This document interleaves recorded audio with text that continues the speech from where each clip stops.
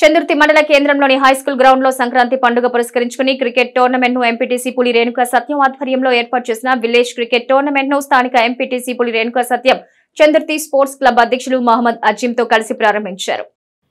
క్రీడలతో మానసిక ఉల్లాసంతో పాటు స్నేహభావం పెంపొందుతుందన్నారు ఎంపీటీసీ పులి రేణుకా సత్యం. ఈ కార్యక్రమంలో నిర్వాహకులు వరకంటి వెంకటేష్, నక్క యాకూబ్, ఎండి మోసిన్, హరిబాబు, రాంబాబు, సురేష్ తదితరులు పాల్గొన్నారు.